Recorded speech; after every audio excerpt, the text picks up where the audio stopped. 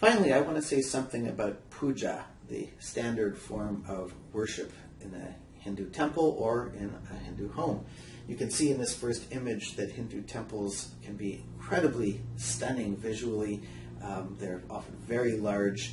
They will have a variety of different deities. And in our own area here, within 20 minutes, we have 3 extremely beautiful temples that are about as large as that one here. So you can really get a taste of India within your own backyard. So I hope some of you will consider going to a Hindu temple. You can do the same basic rituals in the home as well. In this case, you have a shrine set up and you choose the images that you want to worship.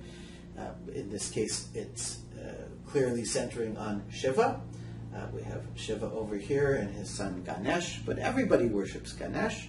You have Rama over here. So this idea that you can mix is very common, that you might be primarily devoted to one particular set of forms through Vishnu, through Shiva.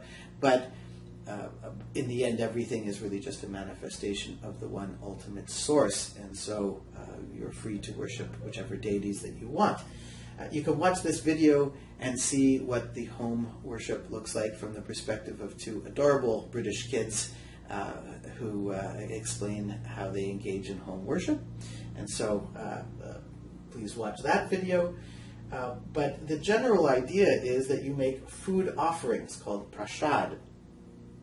So here you can see in the temple, a lot of food is laid out before the deity.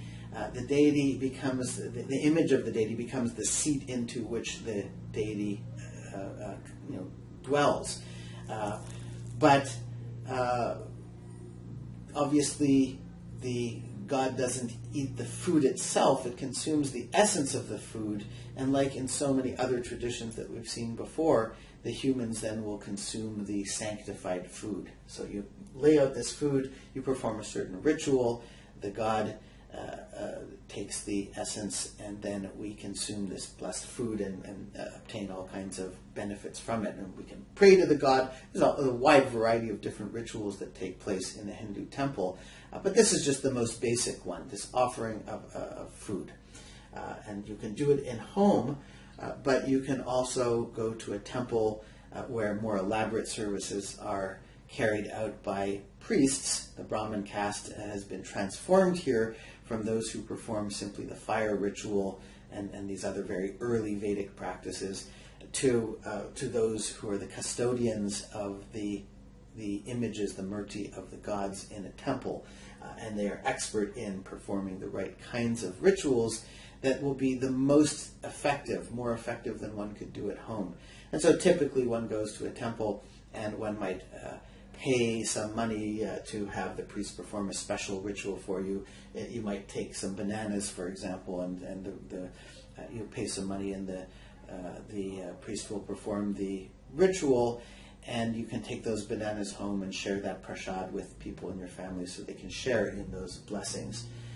This is a particularly good example of how the Abhishekam worship takes place, this bathing ritual.